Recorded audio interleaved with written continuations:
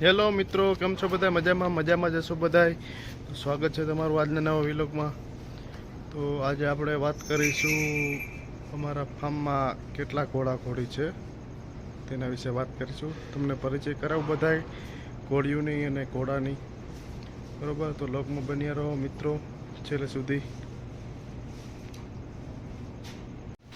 જોઈ લો મિત્રો, આ છે તોરલ, કાઠિયાવાડી માર છે. ઉંમર છે આની 8-9 વર્ષ છે ઉંમર આની. 8 થી 9 વર્ષ વચ્ચેની પ્યોર કાઠિયાવાડી છે. શહેર છે ફોજી, નવો ફોજીની વછેરી છે. પછી આ છે આપણે પૂનમ છે, મારવાડી પચકલ્યાણ છે, લાલ પચકલ્યાણ, લાલ કુમત પચકલ્યાણ છે. આપણે શેર કરેલી છે સારંગખેડા મેળામાંથી, મહારાષ્ટ્રમાંથી શેર કરેલી છે, આપણે પરચેસ કરેલી. પછી આ આપણે છે રાધા છે, આપણી નુકરી, સ્પોટલેસ નુકરી, સ્પોટલેસ નહીં પણ તો ફૂલકરી કહેવાય, ફૂલકરી નુકરી છે આપણે. રાધા છે. આ વરઘોડામાં આ સિઝનમાં ચાલુ થઈ ગઈ, ડાન્સ બાન્સ કમ્પ્લીટ છે. ને ઉંમર છે આની 2.5 વર્ષ નથી થયા હજી, 26 મહિના થયા. ને આપણે પૂનમના 5 વર્ષ થયા, 4.5 વર્ષ, 4-4.5 વર્ષ. જે રાધા છે નુકરી, આ આપણી જાનકી છે, માર જાનકી. આપણે 2017માં પરચેસ કરેલી છે આપણે પુષ્કળ મેળામાંથી. ઉંમર વર્ષ છે એની 6.5-7 વર્ષ જેવી. ત્યારે વરઘોડાની કમ્પ્લેટ છે. રાધા બી વરઘોડાની કમ્પ્લેટ છે. પછી આવશે આપણે લાલ કુમેદ વછેરી છે, નામ છે મીરા રાખ્યું છે.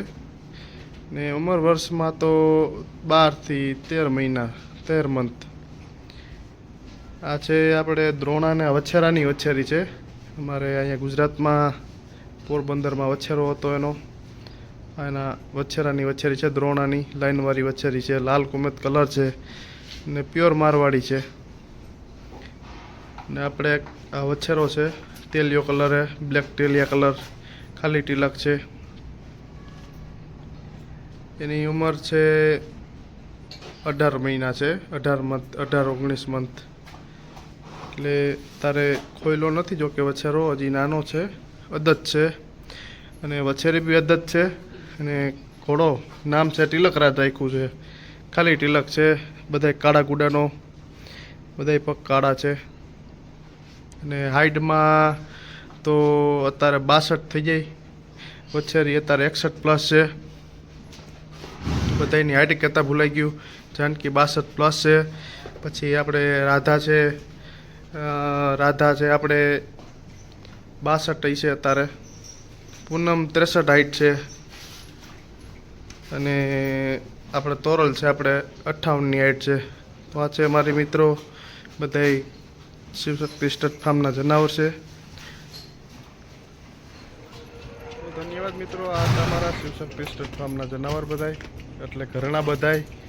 તો તમને જોઈને કેવું લાગ્યું કોમેન્ટ કરીને જરૂર જણાવજો.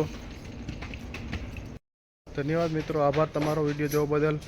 તો નવા હોય સબસ્ક્રાઈબ કરો, લાઈક કરો, શેર કરો અને કોમેન્ટ કરીને જણાવો તમને વિડીયો કેવો લાગ્યો. ધન્યવાદ.